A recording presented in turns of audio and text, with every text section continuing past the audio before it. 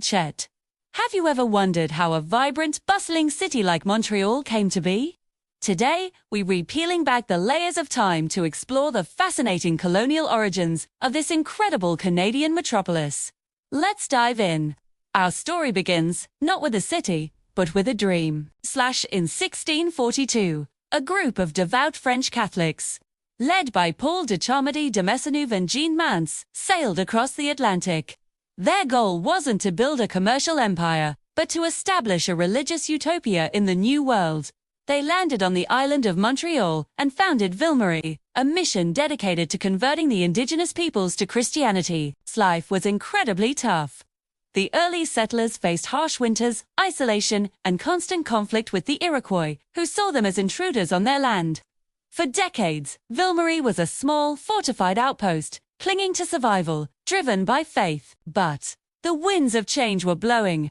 Montreal's strategic location at the confluence of the St. Lawrence and Ottawa rivers was too valuable to ignore. It was the perfect gateway to the interior of the continent, rich with a highly sought-after commodity, beaver fur. By the late 17th century, the religious mission began to fade into the background as the fur trade took center stage. Montreal transformed into a chaotic, booming hub for trappers, traders, and merchants. Canoes laden with furs arrived from the Great Lakes, and ships departed for France, filled with pelts that were all the rage in European fashion. The town grew, its streets filled with a mix of soldiers, priests, indigenous allies, and ambitious entrepreneurs. Commercial boom fueled Montreal's growth into a true metropolis. Grand stone buildings replaced modest wooden structures. It became the economic and military heart of New France.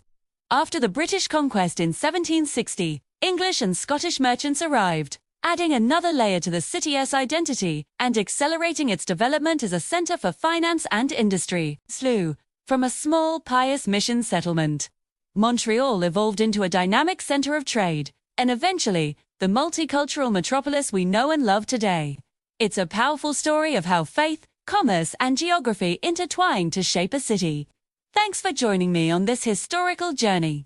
If you enjoyed this video, please give it a like, subscribe to the channel, and hit that notification bell for more stories from the past. See you next time.